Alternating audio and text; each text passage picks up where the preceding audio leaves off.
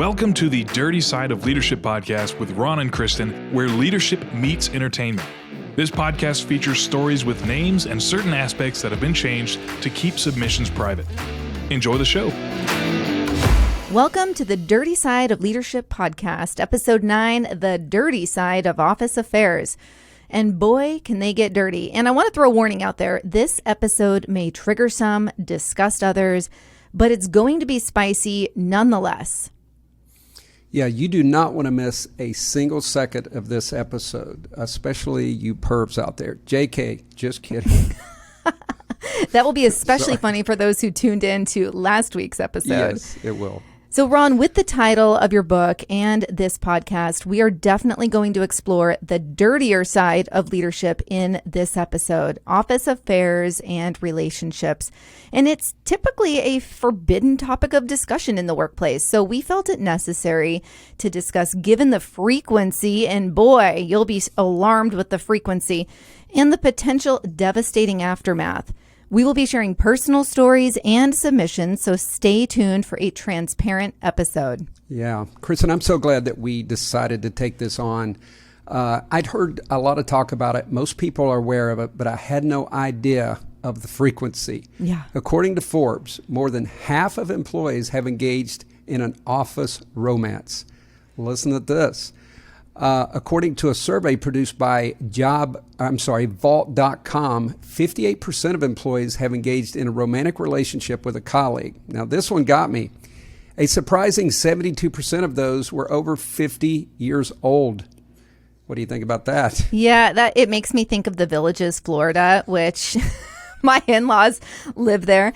Now, they don't fall into this statistic, but the Villages, Florida has one of the highest STD rates in the nation. So, and that is a 55 plus community. So I don't not believe it one bit. So those are some really big numbers. And I'm just curious why you think so many relationships begin in the office. Yeah, let me provide one more little statistic from social psychologists. They found that mere exposure to someone can increase your attraction to them. For instance, college students participating in a study, they were shown photos of numerous faces. At the point they had been shown these photos 25 times, they started to like the people in the photos more than photos they were shown, say, 3 or 4 times. They tended to forget them, but the frequency mattered. They felt some kind of attraction the more they saw those faces. Isn't that interesting? That really is, and it makes total sense to me. Now, I know that you have a dirty lesson in your book, number 88, and I would say that lesson, if you could cover that with us, it is appropriate for this topic. Yeah, it really is, because I think we're going to talk about how emotions can kind of blind logic, and that happens many times in these situations. But it's dirty lesson number 88. Sometimes you have to use your head more than your heart. Decisions made from emotions alone will eventually hinder the mission and diminish respect for the leader. Yeah, absolutely. I want to share something a mentor of mine once said. She basically said that at work, you are the best version of yourself. It's almost like a date, right? Especially for those who work in an office setting where you have to dress up, at least business casual.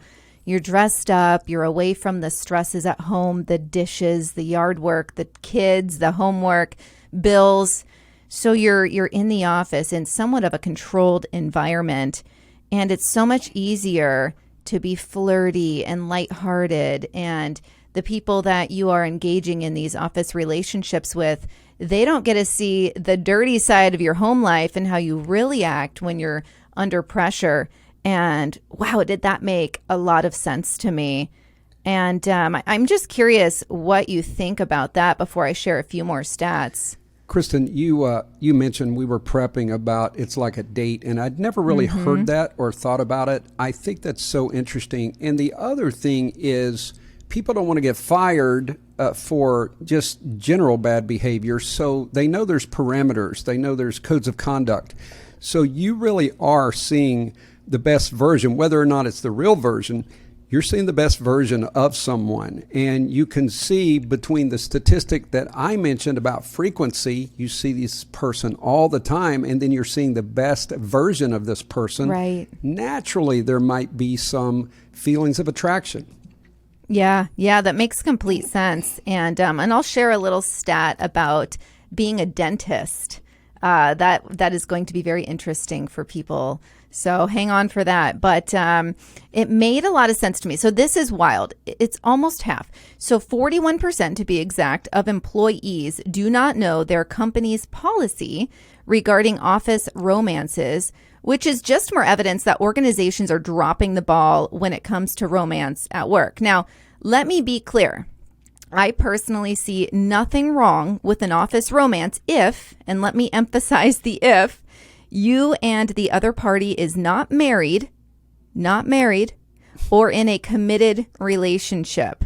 That said, many organizations do not see it that way, and they have a zero tolerance policy in place, which I personally find asinine. Ron, what are your thoughts on a zero tolerance policy? And actually, do you think this policy would actually deter surging dopamine and oxytocin levels that are taking place in the early stages of a relationship? Well, we know policy is not going to do that. Yeah, I think that can be definitely overboard. Now, I think a mandatory reporting is okay because it really can disrupt an office. And you also have to realize if two people are in a relationship and there's, they're not in a relationship with anyone else, that's okay, but that can't happen at work. So I think the policy could be rewritten a little bit about a mandatory reporting. And then, of course, you meet with the supervisor manager and just say, we understand you're in a relationship. It's fine. It just can't be, you can't be romantic at work. And I think that might curb some of that. I don't know. Yeah, absolutely. All right, I'm going to share the dentist thing with you guys. So basically, there are the 3 F's, and this was told to me by a dentist friend of mine who was telling me the negative psychological effects on dentists when working so close with patients that they find attractive, right? So this isn't someone, what do you see a dentist every 6 months, generally speaking, but it's the 3 F's. And the one, when you have someone literally inches from you, it's you either have this instinct to want to fight. The other F is an inappropriate word, but it's a sexual reference, or flee. So it's really interesting. Look into the psychology of that. It has caused negative effects on dentists across the world. There are so many studies on that. And it's just really obscure and interesting. But it just goes back to that really close proximity and the effects on your brain. Wow. I'm never going to have the same feelings at the dentist again. Thanks a lot, Kristen. Wow. Yeah. Well, I think it's very important in today's world. There's not a lot of ways, especially in some of the major cities. It's hard to meet people. And you've got that frequency. You've got those people in the office. And I know several healthy relationships that evolved right out of an office setting. Maybe people met online. So again, Kristen said it, but I'm going to be very clear that we're not talking about that situation. I mean, you may have some reporting issues or zero tolerance policy that you need to work around, but that's not what we're talking about. We are talking about people who engage in these relationships when they're in a committed relationship with someone else or married or whatever. Right. So, Kristen, I'm going to share a story. And I think we're going to see, we mentioned this would be steamy. Pop the popcorn. Yeah, pop the popcorn, because there's no doubt it was steamy, especially for the couple. But the devastation that can occur is astounding. And sometimes, just like the dirty lesson said, we get caught up in emotion and we're not thinking clearly. I've been a little guilty of this in various business dealings, everything else. We get caught up in our emotions instead of logic. But what happened, and I was provided this story, is there was, and I'm sure everyone can relate to this. This person had been married about 15 years, and kind of the flame had fizzled, if you know what I mean. And there was a new executive that was hired, but the female that I know the story from, she was actually higher up the hierarchy than this new executive. So she was charged with some of the onboarding and had to help this individual out. Well, they worked closely. They had to drive to some other offices. So they're in the car, they're having lunch, and slowly there was an attraction started to develop. And the female, the lady in this story, actually broke this down later after a lot of devastation. She said there was a moment where she bought some new clothes, and when she tried them on, literally in the store, her thoughts were, I wonder what, and let's just call this person David. That's not their name, but she goes, in her mind, she thought, I wonder if David will think this is sexy. Will David like this? Not will my husband like this. Yeah. And that was the moment, I think, that she crossed over. And of course, David did find it sexy. And so there began to be more flirtatious. And then this is an absolute technique and a psychological thing you want to avoid. But they both began to share negative aspects about their partner. And then they began to talk about the flame had fizzled. When that starts to happen, that's an absolute invitation, whether we know it or not. That's a psychological invitation that I'm miserable and I'm open to spicing things up a little bit. Right. And so that began to happen. And the next thing you know, of course, they end up making out in a company car.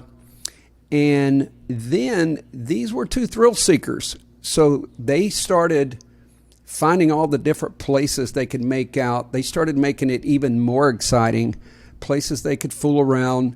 And it became one big game, and they became obsessed with it. And the initial guilt feelings, again, I only know the perspective from the female. I do not know the perspective from the male involved in the story.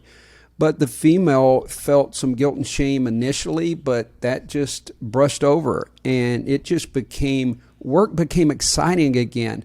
Dressing up became exciting again. So in these stories, there is no doubt this is, it's just exciting. It's tantalizing. It's all these things.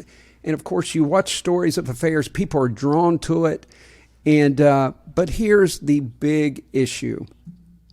As time went on, people started to catch on. And then this was reported to a senior executive that was higher than both of these individuals. And it turns out they ended up doing something that, Kristen, you warned early on in when you talked about don't keep things on your work computer. Have a private journal. And there's even a lesson in my book about that. So what happened is this started to leak. It began to cause problems. There's gossiping going on behind their back. They don't know this. So it got so bad that the senior executives had to confiscate her computer, and then they confiscated his.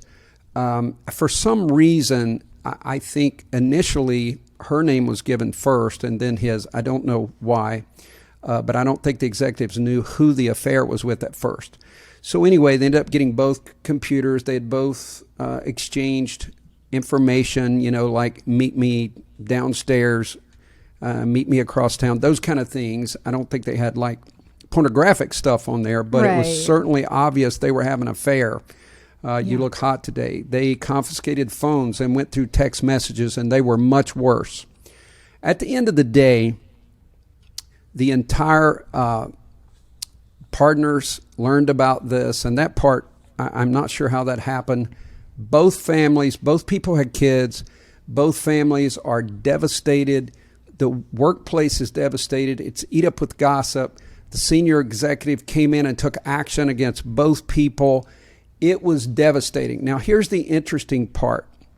This lady reported, if you take the thought she had in that store trying on a dress and the reality of the aftermath, the destruction, the harm that it caused to her husband in this situation, her children, her employment, her livelihood.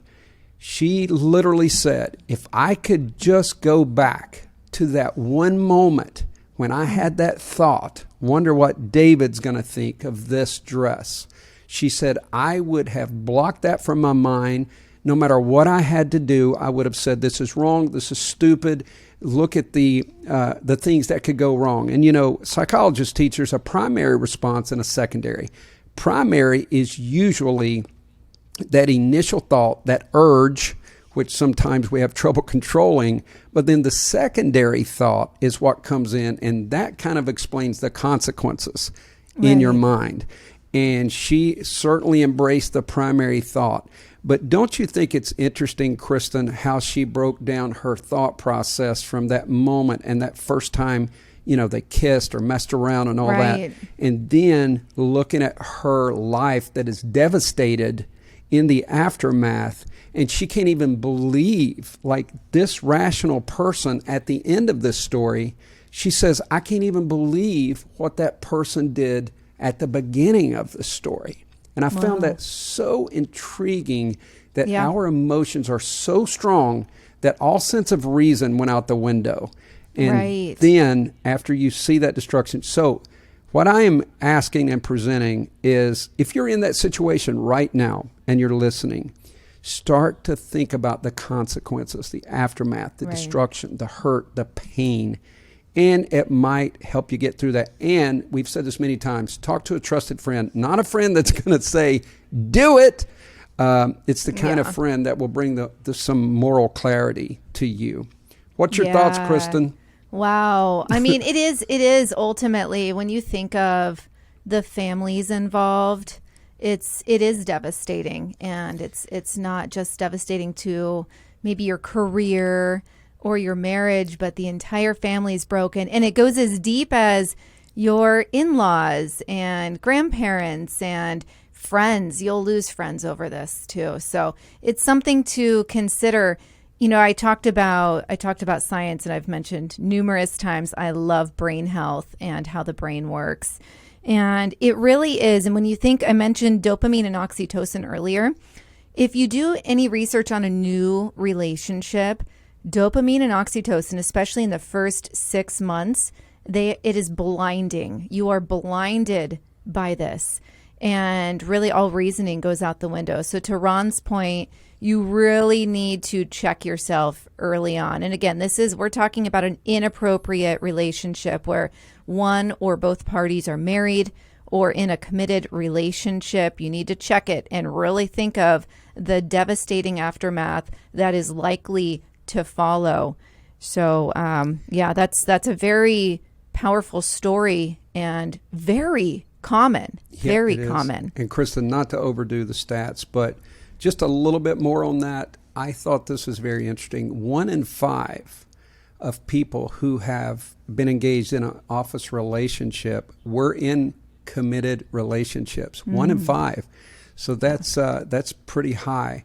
And then, although in another survey, 19% of employees admitted to stepping out on their partner with a colleague at work, but a surprising 44% knew of other colleagues who were having an affair or who had an affair. So the point I wanted to make with that is, you think it's secret, or maybe some people brag about it, or but not I'm saying, so obvious. Exactly. But people knew. That's like the couple I told you about. Everyone in the office started realizing, because it's so difficult to hide those looks, those stares, those glances, and people are watching, especially if you're in leadership. And that's what that situation was about that I told about. These were 2 managers. Right. Yeah. That's never good. Wow. That's wild. I want to talk about, you talked about most couples keep their relationships a secret, not only cheaters. There are 64% of employees who are saying that they kept it a secret, and only 16% were comfortable to tell people, including their supervisors. And now this is in an appropriate relationship. People generally do not want others to know. But to your point, it is very difficult to hide. We talk about those, those levels earlier, and that's really obvious when you have hearts in your eyes, right? They have little commercials about it. You can see the hearts in your eyes when you're falling in love with someone. It's very obvious, and so you need to check yourself early on. I have to share, I had somebody that, and I'm not perfect. We're all human. We've all made mistakes and maybe let flirting go a little too far. But I had somebody in the office that would message me, and it was always flirty. And we did have to work together on different projects. And I eventually said, "Can you not message me without flirting?" And he literally said, "No, I don't think I can." And I said, "Then you need to stop." And he did. And it's been like 5 years since he's reached out, which is good.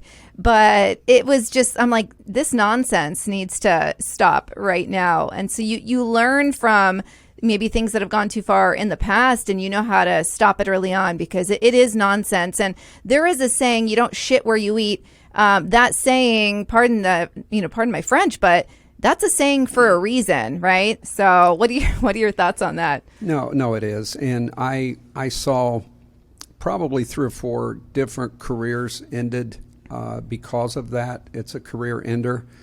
And here's another thing, Kristen, that a lot of people don't understand. When you are a leader, you automatically have influence. And we mentioned how familiarity, makes people feel more attraction toward each other. But think about this.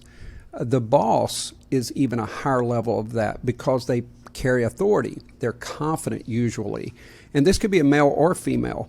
So that confidence really draws people. It's kind of, everything from rock stars to Hollywood. So it's natural to be attracted to your boss.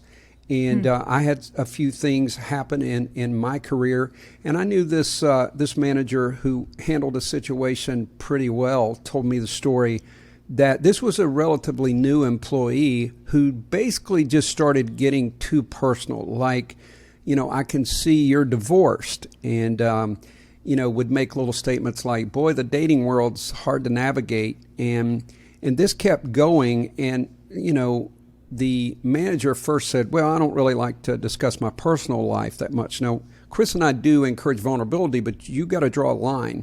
Yeah. And this was clearly this person was attracted to the boss. So it finally got to the point where this person starts talking about her dating life and started to tell a pretty graphic detail about a hookup she had. And this manager did step in and said, "I don't think that's appropriate for us to discuss." So he said, when he said that, it really shut her down. And she didn't bring up, she still might make a comment like, "That shirt accents your eyes," or something. But the gray rocking. For the most part, he gray rocked that we explained is basically kind of ignoring. But he not only gray rocked, he pretty much confronted it in kind of a cool way. As a matter of fact, I think in that first meeting, he listed several things going through the codes of conduct, and he basically says, I never get too, I think he said, friendly or something with my staff or employees here or something. So he started laying the foundation to shut her down, and I thought that was really cool. It's hard to do. And but this person, the secondary response, the primary might have been, "She's attractive, I'm the boss," all that. But the secondary response is, "I could lose my job. This could be very devastating." Now, in this case, it's interesting, Kristen, both people were single, but one was the boss of the other. What do you think about that? No, I think it's smart that they did gray rock her.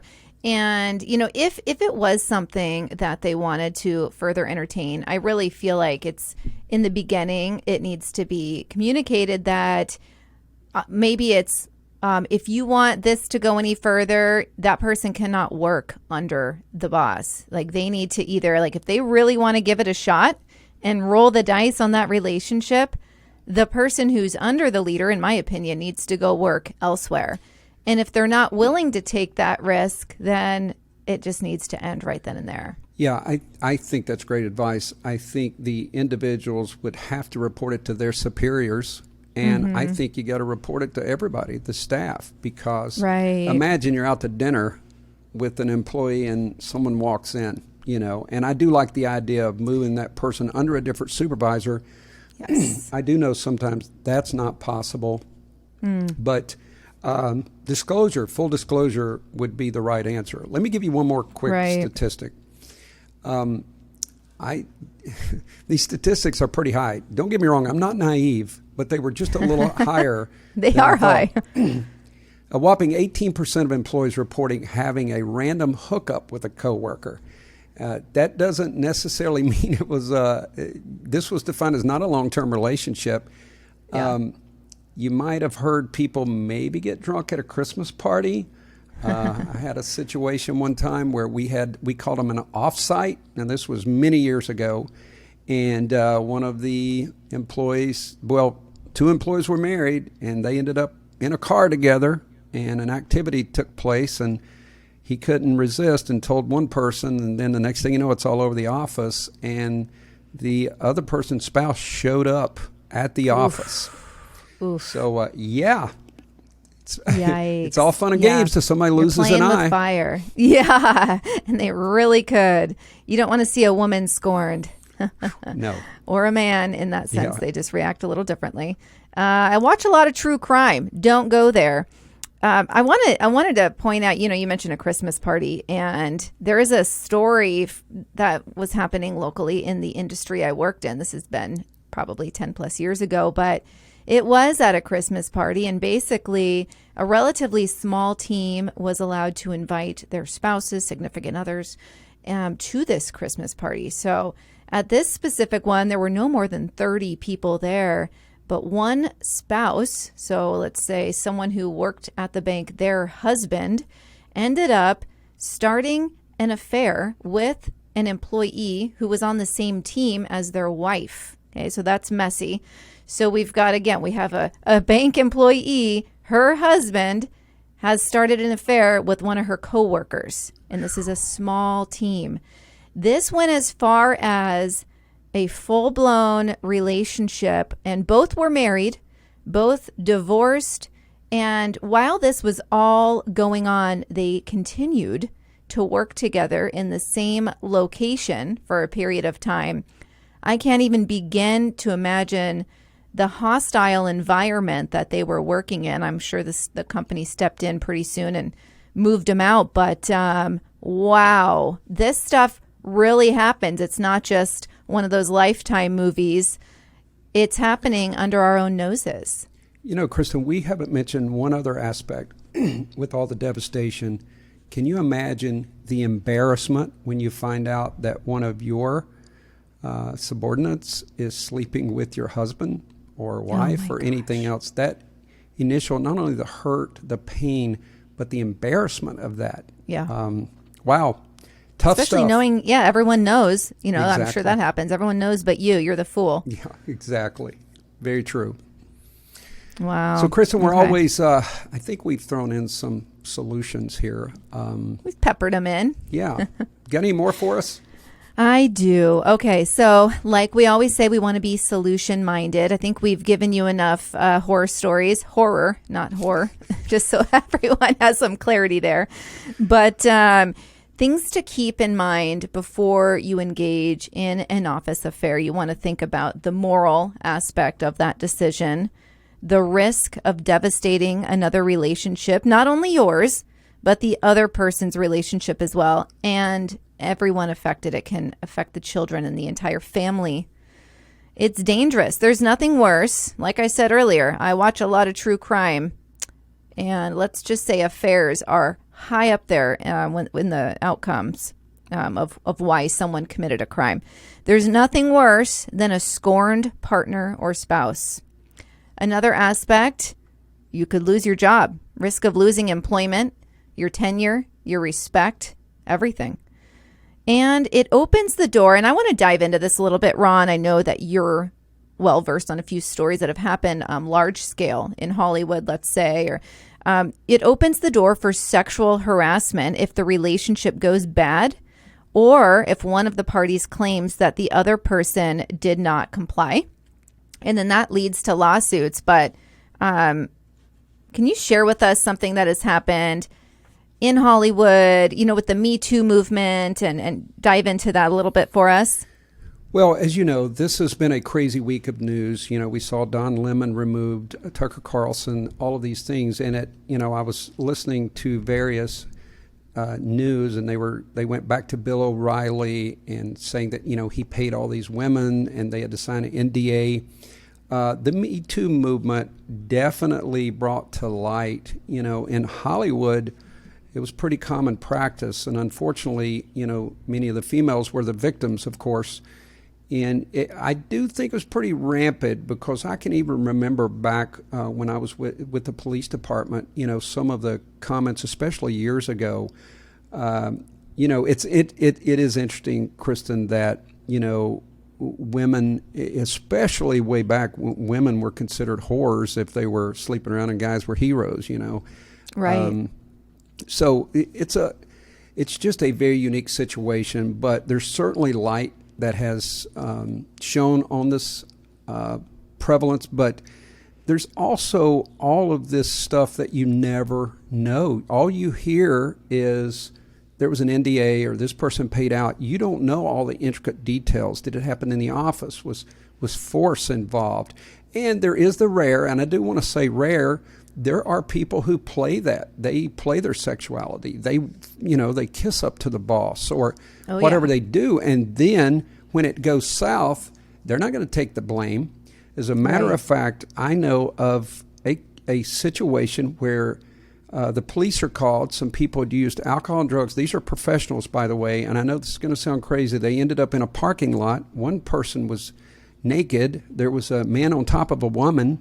When the police got there, a lot of the investigation revealed that this was some kind of a threesome, crazy, drunken situation. But then later, the female said it was rape, and it got very complicated. But the more they investigated, they believed that this was consent. And then they were all married, by the way. They were all married, not to each other. And they believed that at the end of the day, the woman decided to cry rape, but none of the evidence supported that, or the statements or behaviors. So I don't know the answer. Right. I'm not saying that was right or wrong, but it was just another crazy situation. But to your point, someone you may think, you're all lovey-dovey, and then when the heat is on, they may throw you out to dry. Right. And you've mentioned, when we were talking before we recorded, you were talking about how some actors and people that are, famous, they go as far as making sure that they're never alone with someone of the opposite sex. Generally, it's a man who's going to be more concerned about being alone with a woman. But there are instances where they just don't have a tolerance with that anymore. And they do it for that very specific reason. Because yes, it exists. The Me Too movement is there for a reason. But it also, like everything else, it can be taken advantage of. Oh, sure. And you can be victimized where you're relatively innocent in the matter. So that's something to consider. Let me opine just a little on that, Kristen. Yeah, I please. think I watched basically some talk shows, and they were kind of demeaning about, and again, this could be women choosing not to have long meetings or individual meetings with men. And I'm not saying, listen, it can damage the workplace. You got to be somewhat rational with this stuff. But I think and it just so happens, there's a couple of people that I know that happen to be males who try not to be alone with females. And I thought it was interesting that they were really degraded on the shows that I watched. And the same people could get caught having an affair, and I don't think they would have been degraded as much. And I find that interesting in our culture. I think in the 50s or 60s, things were different, and we know that the sexual revolution hit. But I was, I kind of applauded those guys who had that commitment and that moral foundation. Again, that's if you're working with someone, it's pretty difficult not to have any alone time. So I'm not telling you that you deflect from the mission, but having those standards, keeping that door open. Business trips are also something we didn't bring up, but that's a place that a lot of things happen, the good old business trip. Yes. So I just think it's important to put as many parameters in place as possible. And you've got to have, I always say my inner circle's small, but I always have that one person that's very moral that reminds me of, to make good decisions, make good choices, as your mother says. And, exactly. You got to have that person, because this is, it's so difficult when you're in the heat of the moment. It really is. And you briefly mentioned business trips, even conventions. If you think about it, the why, without me going and pulling data or statistics, it's like you're on a mini vacation, right? Generally, you have a hotel room, you're away from home, there's alcohol involved, everyone's getting dinner after the meeting. And so it's this mini vacation, and you let loose and you let down your guard and you let people in that you maybe would not have in the office. You're meeting people from other areas that are in the same industry as you, so you can talk shop. So all of these things play into why these decisions are made. And yes, there are huge numbers coming out of that. Hey, Kristen, one other thing, and this just hit me. This wasn't part of our prep or discussions, but the other thing we can't discount is you have things in common. For example, I've got a friend who calls me that is in U.S. probation, and we just talk shop. But it's so cool to talk with her, because she and I can have a conversation that I can't have with 99.9% of the population. And not only do you have familiarity, you have the same jargon, the same lingo. You can talk about the same people. You can criticize the same boss. There's so many things that you naturally have in common that I find that very unique as well. And I'm sure that's a contributor. Yes, absolutely. And I'll throw in there that it makes a lot of sense, because I also think about relationships where they have opposing religious views, opposing political opinions, and I really scratch my head on those and wonder how that even works, because the same thing, I think about my husband and myself, and we're on the same page. For the majority of those large religion, politics, how we're going to raise our kids, right? So we're on the same page with that. And that is a bond that we have. And, something else I was reading when doing research for this podcast is people will have affairs with people that generally, in the workplace, generally would not have made it into their, let's say, list because they don't have the same religious views or political opinions. That's right. So it's interesting the guard is let down even lower because they have that camaraderie from the office and that closeness from literally being in the same space. But yeah, that was interesting as well. Yeah, it really is. So, Kristen, I'm going to throw in, we were solution minded on this, but sometimes, you might know the solution in your head, but your heart isn't on board. So, we talked about that. So let's just kind of recap a little bit, but everything starts with a thought. And if you can think back to, I said, of the female in that store trying on that dress, everything starts with a thought. And from fear to everything, I do a lot of mindfulness training, especially in my personal executive coaching. I'm working with someone right now on replacing those bad thoughts with positive thoughts, because your mind can build a world of its own, whether it exists or not. Yes. So you've got that. So remember, it starts with the thought, and when it does, replace that thought. Go to battle, because once that thought grows, I'm telling you, it's going to take control. Your actions will follow. Number two, think about the end from the beginning. That's that secondary thought process. Think about, if you follow through with this affair, the families and the devastation that's going to be caused. Think about your own self-worth. When you look in the mirror, you will know. And by the way, I'm not preaching here. I've made mistakes. I'm not saying I've had an office affair, because I don't want people saying, what were you trying to tell us, Ron?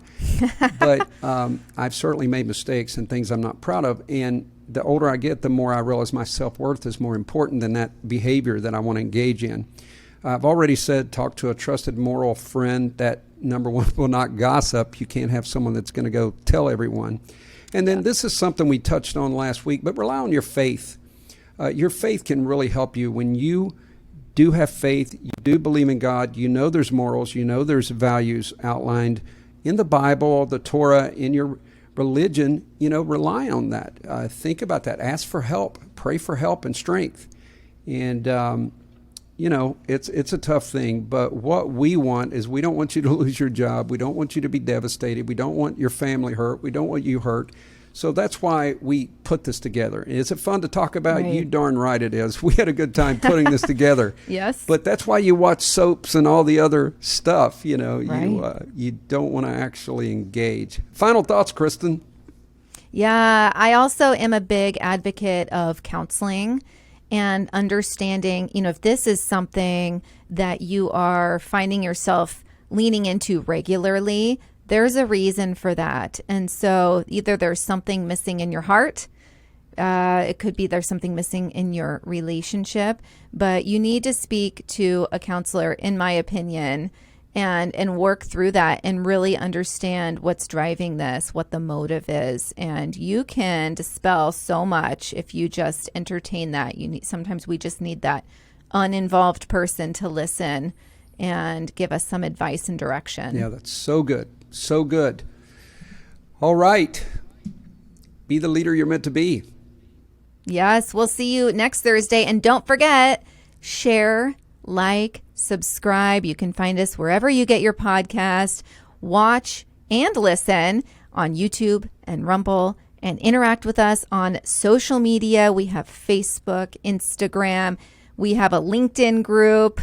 We look forward to connecting with you and receiving your submitter stories. Yeah, we need you. Yes, we do. We'll see you next week. The Dirty Side of Leadership podcast is brought to you by Forward Operations. If you'd like to book Ron or Kristen for speaking events, training, or executive coaching, visit forwardoperations.com. Be the leader you're meant to be.